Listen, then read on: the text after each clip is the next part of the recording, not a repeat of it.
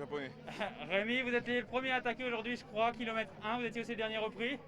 Vous avez fait un petit contre-la-montre, vous avez presque mérité d'avoir votre maillot de champion de France aujourd'hui. Ouais, c'était une belle course aujourd'hui. C'était Florian un peu le leader.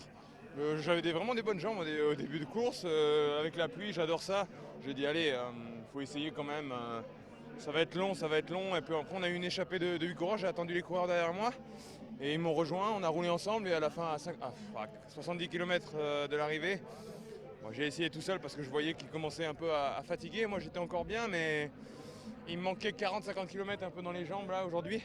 Je payais un peu mes efforts des contre-la-montre précédents, mais c'était une belle course. Après, j'avais pas dépassé les 2 heures de vélo depuis 2 semaines, donc c'est ma première grosse sortie entre guillemets. Donc c'est vrai que j'ai senti un petit peu sur la fin les jambes qui rendaient pas forcément. J'ai regretté d'être parti quoi. Mais bon après, je suis content. C'était une belle course aujourd'hui. Ça a permis de bien rouler et je pense être en forme pour ma prochaine course au Poitou-Charentes. Oui, vous dites qu'à la fin ça a été un peu dur, mais Oui. vous avez quand même enchaîné le contre-la-montre championnat de France. Vous Ouais, avez quand même enchaîné hier le podium aussi sur le championnat d'Europe.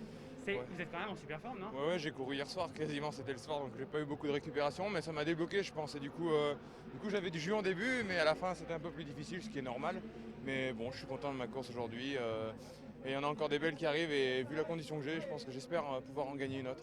Avec cette belle condition et le fait que le gros objectif soit le Giro qui est un peu plus tard, comment vous allez gérer cette période maintenant? Ouais, bah là j'ai le Tour du Poitou-Charentes, qui est un objectif entre guillemets, qui peut être une belle chose puisqu'il y a un contre-la-montre. Et ça sera l'occasion de porter ma combinaison pour la première fois du coup, et pourquoi pas viser le général, parce que je sais que ça se fait au contre-la-montre quand même. Bon, il y a quelques secondes de bonification pour les premiers des étapes, donc faire attention aux sprinters comme Desmar, tout ça, mais bon, j'aurai une carte à jouer je pense sur ce contre-la-montre, et pourquoi pas sur le classement général. Merci beaucoup Rémi. Eh ben,